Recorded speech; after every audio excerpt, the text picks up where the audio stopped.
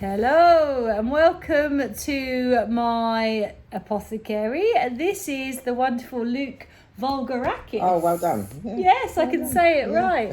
And our carnivore journey was a little bit of a winding road to get there, wasn't it? Yeah, we kind of unturned a lot of stones trying to figure this out, and I think it surprised both of us when we stumbled across carnivore. Yeah. It definitely surprised me. I was vegetarian. Yeah. So I'm just going to let you roll with your story. Chronic pain. How long had you had? Well, you'd come to see me with chronic pain. That's one of the things. Yeah. Yeah. And then eventually I recommended that you try carnivore because I'd done a very small amount of research on it. And you tried it. Tell us your experience. Okay, let's rewind a little bit. So I came to you with chronic pain, but not just that. So there were some low mood / mental health challenges that I was struggling with. Stress is kind of a big factor for me. Digestive issues, particularly reflux, things like that. My list is quite long. And then one of the other things that I was really struggling with that we were trying to get to the bottom of also was allergies, in regards to what I now know as oral allergy syndrome, which is allergies to all fruit and veg, so fresh fruit and veg. So through this process, Wendy and I are working together, and we tried lots of things. So I think we started, if I can remember, the very first thing we did was gluten-free. Yeah, I think I generally like to start with gluten-free. I'm pretty predictable. Predictable there. Which I did from the moment that you recommend. I've tried before, but I've been 80% or had a cheat on a weekend or whatever. But you taught me the importance of being 100% gluten-free and how long it takes to process. That's like 3 months or something to process gluten through the system, etc. So when I understood that, I have never cheated once this whole time that I've been doing gluten-free. And How good is that? I've never been on a diet I've never cheated on. Have you not? No. Well, it is important, isn't it? Yeah. And I think because I like to explain about the leaky gut, the enterocytes, the little villi, and how important it is that we have a robust gut lining. Yeah, and once I understood that, there was no incentive to cheat. It wasn't worth it. Because I thought, if I cheat once, I've got to start 3 months over again. Yeah, absolutely. And I instantly felt the benefits of that. So that helped with a whole bunch of the stuff. Fatigue was one of the things I forgot to mention, was probably my biggest issue at the time when I came to you, was fatigue. And when I've got 2 young children, there's no time for fatigue.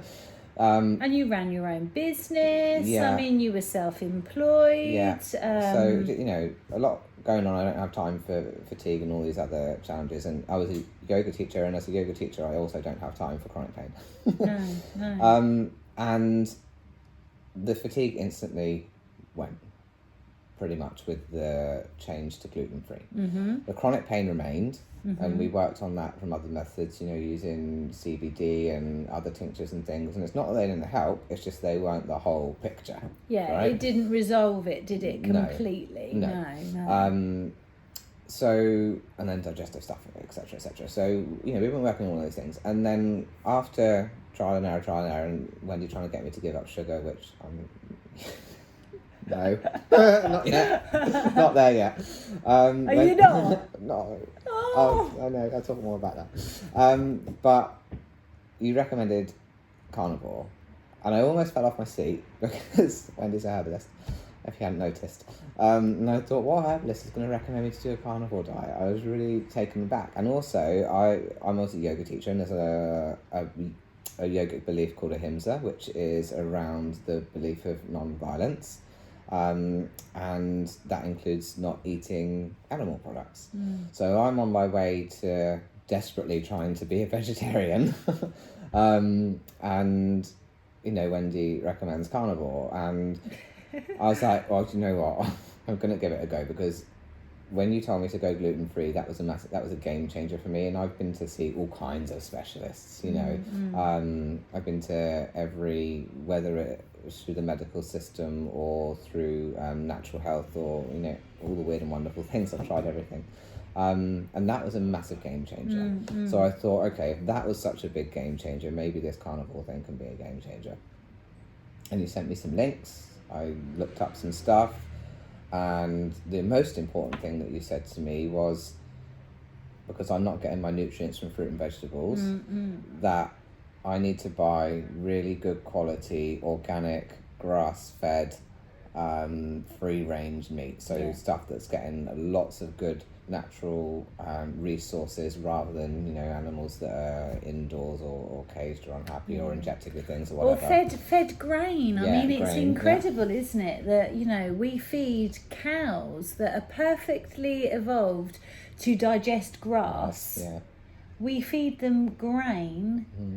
Yeah, really interesting. And I think that the thing that you said to me that really stuck with me was that you are what your food eats. And I really resonated with that, and I thought, well, that makes so much sense, because I can't get the nutrients that I need from fruit and vegetables, but I can get them through the food that I eat that eats the fruit and vegetables, or whatever, you know, the grass. So that was really interesting. So, but then you talked about from tail to snout, or what, you know, nose to tail. Nose to tail. And that's a whole other journey. But we'll come on to that in a minute. But anyway, so I started doing this, and almost overnight, I feel like I woke up from some kind of zombie state. Amazing. It was the weirdest thing. Like, energy just came back. My health is better. My attitude is better. Like, everything. I can't... It's really hard to describe, other than I feel like we're in some kind of zombie apocalypse. And the next thing I know is I've woken up from it. And I feel like I'm human again. And I thought that I'd got over the fatigue with the gluten-free thing, but this is like another level. And I remember being up one day, it was like 8 a.m, and I'm out in the garden, hosing down a rug and scrubbing it and cleaning it. And my husband came downstairs and he's like, "What are you doing?" Because normally I'm just in some kind of morning time coma and I can't function. And here I am out in the garden scrubbing and cleaning, and, you know, and that was the real moment of, oh, this works. Yeah, I had a similar thing actually when I first went keto. I found myself, I think it was about 10 o'clock at night, and I was scrubbing my oven. But what was more is I was really enjoying doing it. Like, I was really, thinking, what is this about? And I remember thinking, wow, this diet is really powerful. Yeah, and actually prior to meeting Lindy, I'd done, before my wedding, just to lose weight, I'd done paleo diet. And actually I responded quite well to that. So, you know, it's kind of another evolution of that. I wasn't allergic to fruit and veg back then. So yeah, it's just been really interesting to feel so different. I think that I didn't know how bad I felt. I mean, I knew because I was seeing Wendy, but I didn't recognise how bad it was until after. So once I'd kind of woken up from this state of zombie land, I now recognise how deeply worrying that previous state was, and what it, you know, could have led to, because, you know, my mental health was taking a massive decline because of those things. So it's really interesting, and I guess the biggest hurdle for me was getting past the judgment around ahimsa, which I talked about, which is this yogic belief of non-violence, and there's a lot of judgment in, you know, the world that I work in relation to that, and a lot of it's very vocal, but what's really now interesting is I had, long story short, I had a big accident, can't teach yoga anymore. I now work with a system called human design, and I've been exploring that, studying that, teaching that, reading for people. And in my human design chart, written in black and white, and if I'd known this as a younger person, this would have completely changed my world, that my digestion type is called consecutive, but what that translates to is the hunter. Really? Yeah. So it's amazing. So my digestion type, I have found through human design, after discovering this with Wendy, is that I'm actually designed to eat meat, to eat animal products. That is my type. Amazing. And here I am functioning like I've not functioned for years based on this. And tell us about your pain. Do you still experience chronic pain? I've had chronic pain since, I don't know, probably, I think I recall an incident a year before the pandemic began.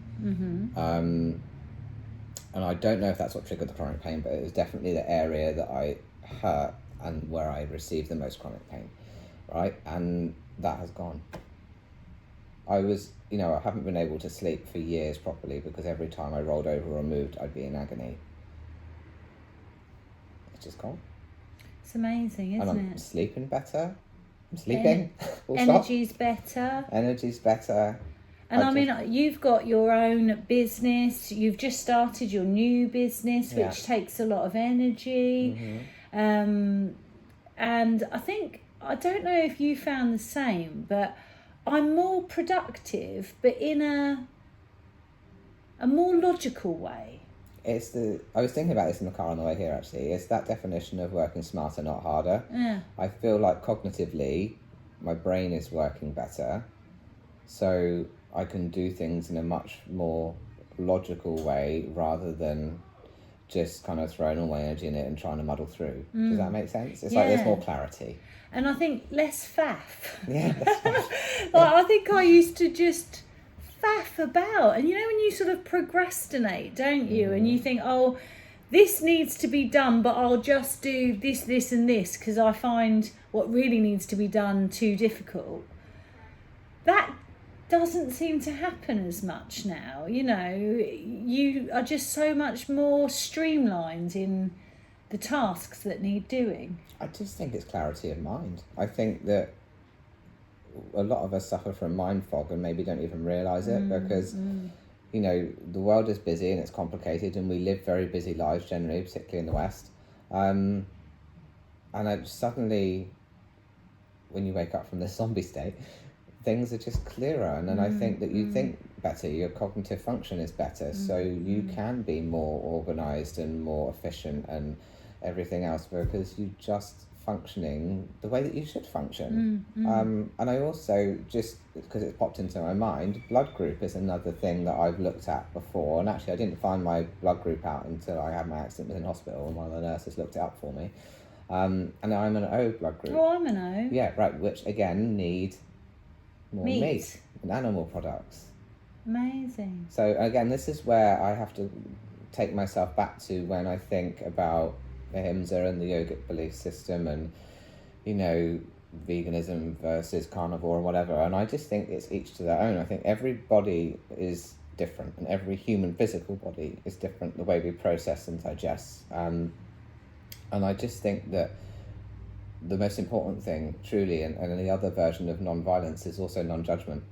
So I think the moment that we practice non-judgment and that we do what is right for us and not worry about what other people are doing, for me, that's the true definition of ahimsa, the non-judgment. That is non-violence to me. So I'm at peace with the fact that I'm doing this because I feel amazing. I know that my blood type and my human design type tell me that I need to eat meat. And I feel secure enough in that to say that I am practicing ahimsa because I'm practicing it through non-judgment. And how have you found the reaction, not with necessarily sort of the yogic group, but your family and practical things like going out to eat can be a little bit challenging. Have you found that? So my family are like, oh, he's on another diet. Here we go again. But the difference is this time I think they've seen the real results. Like it's actually worked this time, So for me, it's not a diet now; it's a lifestyle. Yeah. It's different. It's a different thing. And that has been amazing. But having the confidence to eat out is the difficult part. I say difficult, it is and it isn't. It depends where you eat, and it depends how confident you are to say, I'll order a steak, but just I don't want the fries. It's quite shocking how many people find that difficult, because I talk about this with my clients, and about be that person, you're paying them for your meal.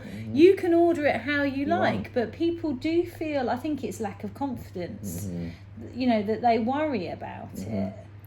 Yeah, so I just had to be confident enough to ask for what I want. I've actually watched a video recently, and it was Michaela Peterson, and I think she asked them to scrub the grill that her steak was cooked on. Yeah, because she is that sensitive. Yeah, wow. I just mentioned steak and chips, right? I just want to say something kind of funny that happened to me that really confirmed that this works. We were having a games night with some friends, and I was getting a bit hungry, and I was like, I'm just going to put some chips in the air fryer. And I did it, and I had that cheat, and I literally went back into my zombie state within 10 minutes of eating them. Wow. And I had to leave the game and go to bed. Really? I literally abandoned my friends and was like, I'm done. I can't do this. Was it with that quickly? That instant, I went straight into the zombie state just from eating some chips.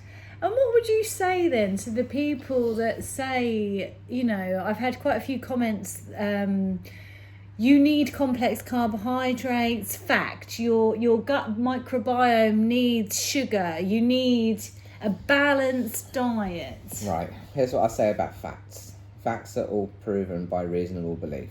The reasonable belief of the person that wants to prove them. Right? So, let's talk pharmaceutical. It's a big subject, but let's just get very simplistic about it. A billionaire pharmaceutical company has proven reasonable belief that this drug works for X, Y, and Z, right? But then think about the intentions of the reason that they're proving that. Right? I just think, sit behind that and think about where do these facts come from? Who is proving these facts? It was a fact once that the world was flat, right? And now it's a fact that the round is spherical, that the Earth is spherical, right? There are still some people that believe that the Earth is still flat. So actually, have any of us been out there and looked back at the Earth? No. So these facts are things that we are a reasonable belief to us. They're things that we are choosing to believe based on what we feel is reasonable belief. So for me, a fact is just based on somebody's reasonable belief. And I think also, science changes, doesn't it? Science is only as good as the last study. And a lot of the studies, especially with diet, are based on what we call empirical evidence, which basically means they send out dietary questionnaires. And I mean, this is true. This is what most dietary guidelines are based on, is that they send out dietary questionnaires and ask people, in the last year, how many portions of nuts did you eat, or how many times a week do you eat fish? Well, most people can't remember what they had for dinner yesterday, let alone in the last year. So a lot of the evidence is flawed, because of course, especially with diet, it's very difficult to do a randomized, clinically controlled trial controlling the variables to give somebody a certain specific diet. It's very difficult to do that because people cheat.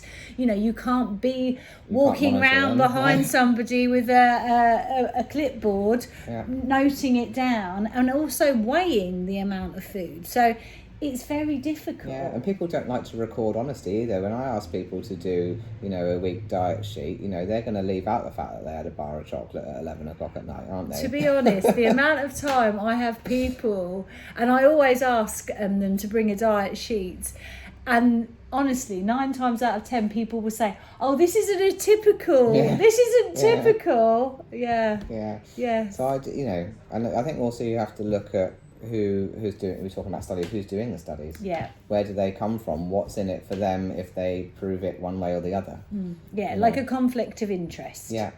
And I mean, we're talking about pharmaceuticals, slightly off subject, but pharmaceutical industries get to do their own testing, which is crazy because they have a conflict of interest to prove the drug to be effective. They're not going to disprove it, are they?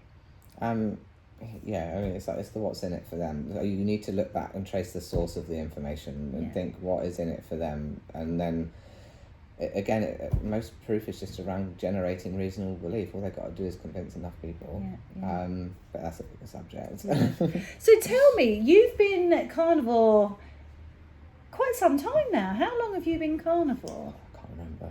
But long enough that I can't remember, right? Yeah. And what are you eating? What would you say would be your typical daily diet? I'm pretty consistent, actually. So I know that you don't go down the dairy route particularly. I know you have some cheese, but you're not really having a lot of milk and things. I'm okay with milk, actually, so I've been drinking raw milk. Oh, no, wait, you must hook me up with a raw fruit, yeah. So Gaze Girls, the link that I sent you, I'm sure you can pop that link somewhere with this video. But they do raw organic milk, and then also all of the products that they have are raw grass-fed organic and free range and everything else. Fantastic. And they have a really good range of offal. Oh, awfully good. Awfully good. But for me, I mean, I can stomach a bit of liver. Chicken liver's better, and I haven't really ventured into much else. However, they do offal mince. So you're getting all of the goodness, minced up, and you can just eat that, and it doesn't really taste much different to regular mince. So I'm finding that a really good source of that kind of protein and goodness. But yeah, so I'm just living mostly off of the milk, the raw milk, and then I'm having 1 meal a day. 1 meal a day? And when I say meal, I mean a piece of meat or, of whatever kind. And if I want a snack, I might just grab some cheese or, a bit of ham or something. I'm just reaching for that.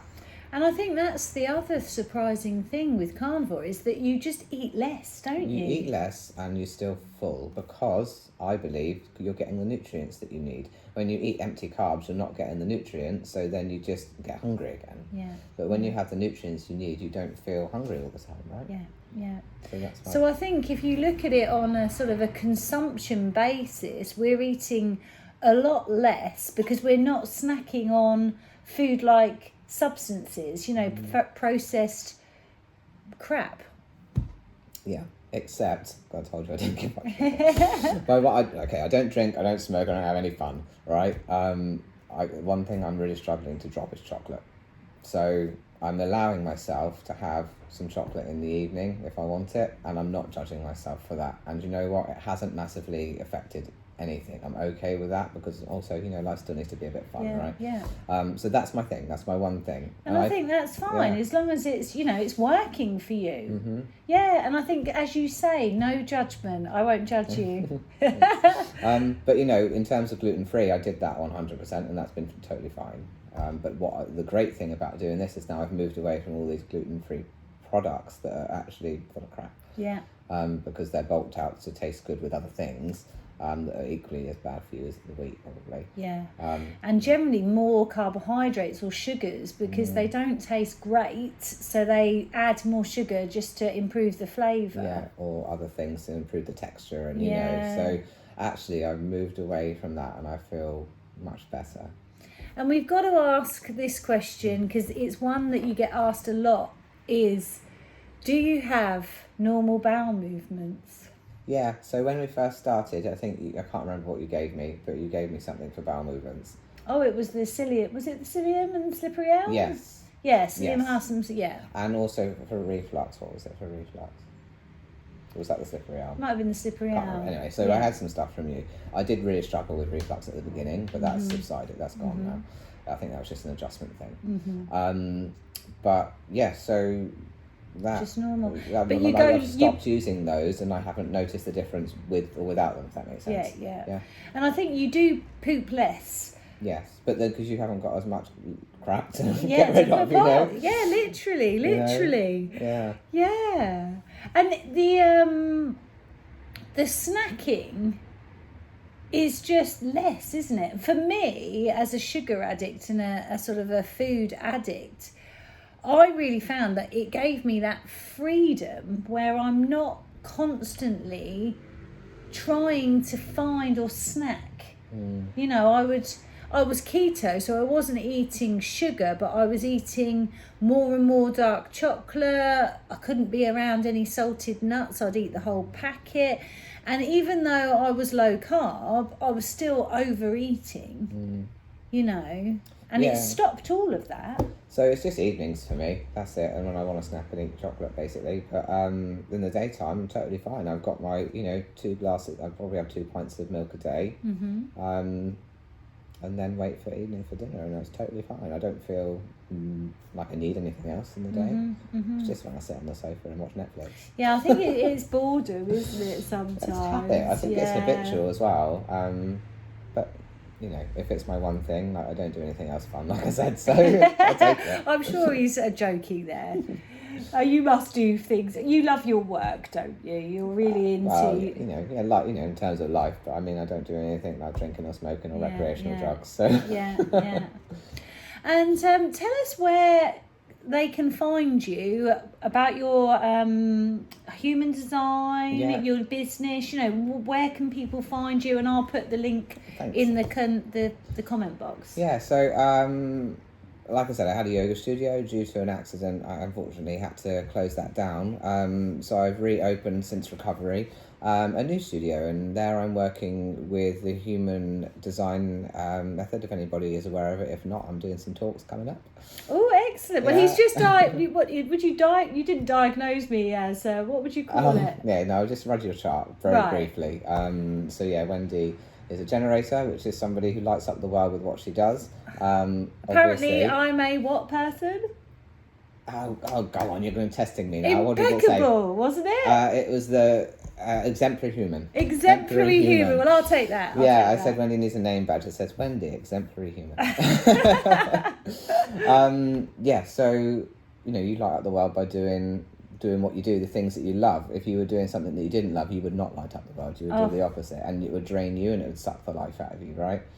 I learnt this for my design too. I'm a projector, and projectors are low energy beings who do better outputting very short amounts of time, so 2 to 3 hours a day, but spend the rest of the time inputting self-care, looking after yourself, getting more sleep. So I've been acting like a generator for my whole life, and burning myself out repeatedly. So learning this again has allowed me to understand, I'm not lazy, actually I'm self-caring. And that's really important, and I can achieve just as much as you achieve, but I just do it in a different way. So interesting. Really interesting. So your talks, when are your upcoming talks? Or we'll link them, let's link them. So I'm doing one for the Portsmouth Positive Living group in April. I've just been asked to do another one for another South Sea event. I'm waiting to speak to the organiser of that. I am doing an advanced one next Friday, and although it's an advanced talk, I have got the pre-recorded introduction talk. So if you wanted to join that, you can just, if you book onto the advanced, I will send you the link for the pre-recorded introduction one, so that you're all up to speed for that. So that's next Friday. Excellent. My studio is in Fareham, Fareham Town Centre, and I also do tarot readings there, and I'm doing an event this weekend where I'm reading tarot as well. I did a introduction to tarot and tarot teaching workshop this week as well. He's a busy man. Yeah, and I do still teach a little bit of yoga. I do some private yoga, and I've got some small classes, but I just can't do the volume that I was doing before. And actually, the accident that you had probably was due to not being able to absorb the nutrients. Right, yes, let's talk about that for a second. Let's talk about that, Going off piece. I've had a very simple accident. I fell down one step, just going to get the Hoover. The moral of the story is don't Hoover. And I broke 7 bones. And at 37 years old, I shouldn't be, I was 36 then, I shouldn't be breaking seven bones falling down one step. And, they weren't all tiny bones. I, fully snapped my leg right in half, tib and fib. 3 in my foot, my shoulder, and a fracture in my spine as well. So, I then subsequently find out that I have osteopenia, which is low bone density. And you can't actually, what's interesting, apparently you can't recover your bone density after the age of 37 anyway. 35, 37, can't remember. But that's kind of the peak of your bone density, and it's downhill from there. It'd be interesting to see if the diet does change that, wouldn't it? It would, yeah. So, but yes, and they actually, kind of long story short, I've put that down to omeprazole, long-term use of omeprazole for acid reflux as well. But again, having started this, my reflux, firstly, doing gluten-free, reflux massively disappeared. And then it came back briefly when I was doing carnivore right at the beginning, and I think it was that adjustment period, and then that's gone again. And how many years were you taking the omeprazole? Oh God, since I was 18, I think. Wow. Yeah. If anyone doesn't know, omeprazole is a proton pump inhibitor, and it helps to reduce the acid in the stomach. But if you reduce the acid in your stomach, it means that there's a knock-on effect to being able to break down and assimilate protein, but also minerals such as calcium, vitamin D. And people, if you look at the insert in the omeprazole, I think it says like 2 or 3 weeks maximum. And Yes. people are on it for like For 10, life. 20 Yeah. years. Yeah, and even so, the NHS told me that it couldn't possibly. One of them said it's because I went gluten free, and the What, NHS, that you broke the... like, yeah, I've got low bone density because I'm gluten free. I was Oh, like, really? how does that add up? I can't get my head around that one. But I went to see a private doctor at the Spire Hospital who told me it is fundamentally the omeprazole that did it, and he pulled up all of these medical journals about omeprazole and all of the studies that have been done around omeprazole, but they've never passed that any further. And I'm assuming and making an assumption that the drug company has stopped that because they make so much money from PPIs that they are not, they're not. And I think omeprazole for the NHS is cheaper than some of the other options as well. That they've never done anything further with those studies. So the private doctor said it absolutely is that. Here are all the studies, but then nothing's happened off the back of those. And they just keep, even knowing that, and going back into hospital to have some of the metalwork removed from my leg, I said to them, they prescribed me omeprazole. I said, I don't want to take it. The next thing they do is wander over with it in a little cup and say, take this. And I said, we've just had this whole conversation. This is the reason that I'm here. This is the reason I broke all my bones. And, it really does depend which doctor you talk to. It's fascinating. It is unbelievable, isn't it? Mm. Wow. Well, I think we'll leave it there, and we'll definitely do it again. Maybe we could do a talk on more on human design. Yeah, let's do that. That would be really, really interesting. If you've got any questions for myself or for Luke, do pop them in a comment down below, and I'll put your socials somewhere. Yeah, I'm always at Luke Voulgarakis, but I appreciate it's a hard name to spell, so it'll be in the comments somewhere. And say. And say. Sounds like Voulgarakis. You just need to remember it that way. But yeah, I'll put the link down below. And if you've got any questions, do leave us a comment and please like and share. Thank you. Thank you. Thank you so much for coming and telling us your story.